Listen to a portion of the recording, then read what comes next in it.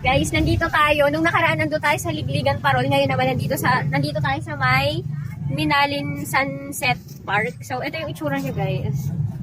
Ayan, puntahan ito ng mga ano dito. Ng mga tao. Tapos, madami din ditong ano eh. Yung mga ano yung nagtitinda-tinda. Ganon. Sulitin natin habang nakabakasyon. Tapos, dun sa bandang doon, mayroong view. So, pupuntahan natin. Tingnan natin kung anong meron doon. Pakita ko din sa inyo. Wait lang. Ganito yung itsura niya. Ayan. Okay. Ayan sinasabi ko kanina na ano.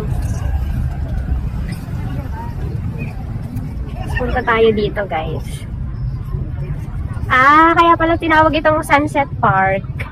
Kasi ayan o, kitang-kita niyo yung paglubog ng araw dito. Kaya pala, so ito yung itsura niya, guys. So, diba? Parang nakaka-relax nga naman. Diba? Ayan, medyo ano pa. Medyo kakaunti pa yung tao. Pero oo nga, kaya pala Sunset Park. Kasi, ayun o, kitang-kita niyo yung araw, diba? Tapos doon, merong pang pag-view doon. Hindi ko alam kung fish pond ito dati, tapos ginawa siyang park. Ayan, o diba? Maganda to lalo pag gabi. So, o diba? Sunset Park nga siya kasi kitang-kita natin yung araw, ayun no, palubog. Magsa-sunset na, kaya talaga tinawag siya na, Sunset Park. So, ayan. Picture tayo. Ito yung other side, guys. Ayun o. Oo nga, mga bongga din yan. Mga bongga talaga. So, ayan. Meron siyang, dito, palaisdaan siguro to dati, no? Ayan. Palaisdaan nga to dati, guys. Tapos ginawang ganito. Park. Yung bongga din yan, guys. Kailangan ko! Yes, stop! Ayan. O, diba? Umakit tayo dito sa para mag-videohan natin ng maayos.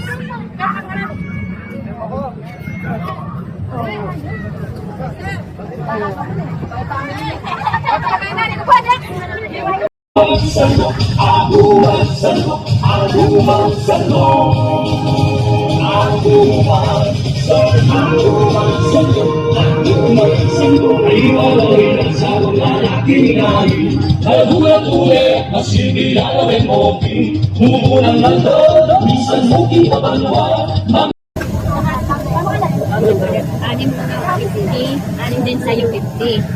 Tapos sa'yo tatlo. Oo. 25.